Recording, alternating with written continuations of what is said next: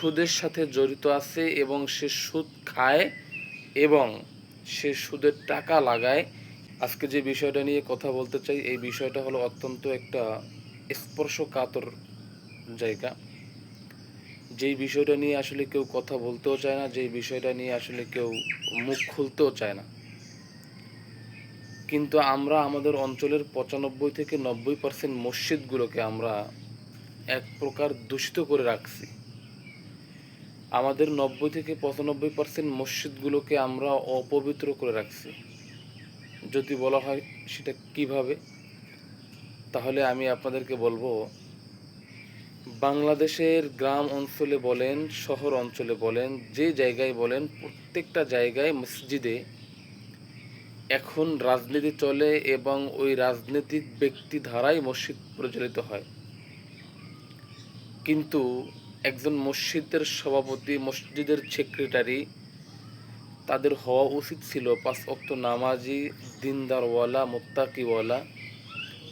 কিন্তু ওই মসজিদের যিনি সভাপতি হয়, সে হয় 1 নম্বরে রাজনৈতিক দলের কোনো প্রভাবশালী ব্যক্তি এবং তার ভিতরে থাকে গুনহার কাজ।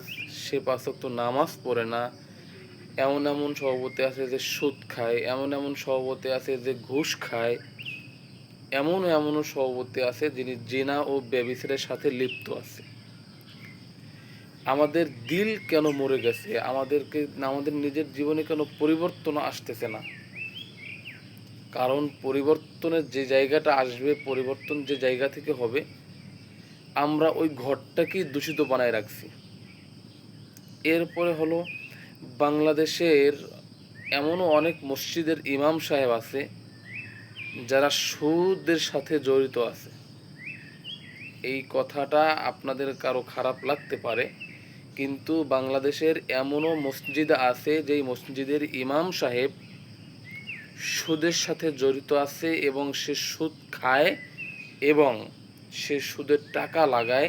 এটা আমি বাস্তব প্রমাণ। আমি এক জায়গাটার আমি নাম বলতে চাই না, আমি যার পিছনে বাধ্য হয়ে আমার দীর্ঘদিন নামাজ পড়তে হয়েছে। এই রকমেরও ইমাম সাহেব আমাদের সমাজে আছে। দেখেন, আপনি যেই জায়গাটায় নামাজ পড়তেছেন ওই জায়গাটাকেই আপনি দূষিত করে রাখছেন একজন বেনমাজি, সুদখোর, ঘুষখোর সভাপতি দ্বারা পরিচালিত করে। এরপরে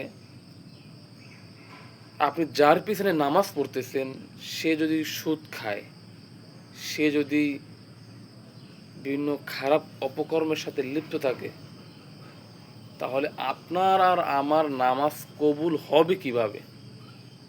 নামাজ কবুল হওয়ার যে বাধাটা আমাদের, এই যে মসজিদের সভাপতি, যিনি ঘরটাকে রক্ষণাবেক্ষণ করবেন, এই ঘরটাকে যিনি পরিচালনা করবেন। এরপরে আরেকটা বিষয় হলো, বাংলাদেশে এখন একটা ট্রেডিশন হয়ে গেছে যে নিজের প্রভাবশালী, নিজের আধিপত্য বিস্তার করার জন্য হলো একটা মসজিদ তৈরি করে। এটা বাংলাদেশের এখন বর্তমানে খুব বড় একটা ট্রেন্ডিংয়ের বিষয়। কোনো কিছু হয়েছে, মসজিদের সাথে ঝামেলা হয়েছে, যে এই মসজিদের নামাজ পড়তাম না, অন্য মসজিদে নামাজ পড়ব। সেম জিনিসটা আমাদের দেশের ভিতরে এখন খুব বেশি ট্রেন্ডিংয়ে চলতেছে। এই জন্য আসলে আমাদের প্রত্যেকের জায়গা থেকে উচিত মসজিদের সভাপতিকে একজন 5 ওয়াক্ত নামাজি আল্লাহওয়ালাকে সিলেক্ট করা এবং যে ইমাম সাহেবকে সিলেক্ট করবেন তার ব্যাকগ্রাউন্ড জেনে তাকে সিলেক্ট করা, যে আসলে উনি কেমন মানুষ।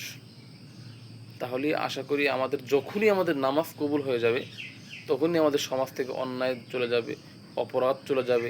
আমাদের সমাজে কোনো অন্যায় থাকবে না, কোনো অপরাধ থাকবে না, আমার নিজের ভিতরে কোনো অন্যায় অপরাধ থাকবে না। কারণ তখনই আমার নামাজ কবুল হবে। কারণ আল্লাহ সুবহানাহু ওয়া তাআলা বলছেন যে তোমাদের নামাজ তোমাদের বিভিন্ন অশ্লীলতা, খারাপ কাজ থেকে তোমাদেরকে ফিরিয়ে রাখে। তাহলে আমরা কেন ফিরি না? তার মানে এখানে বোঝা গেল যে আমাদের নামাজই কবুল হইতেছে না। আশা করি আল্লাহ তাআলা আপনাদেরকে সঠিক বুঝ দান করছে, সঠিক জ্ঞান দান করছে। এর মাধ্যমে আপনারা যাচাই বাছাই করে দেখবেন যে আসলে আমার কথাগুলো অলজিক কিনা, আমার কথাগুলো কোনো লজিক আছে কিনা। আসসালামু আলাইকুম রহমতুল্লাহ।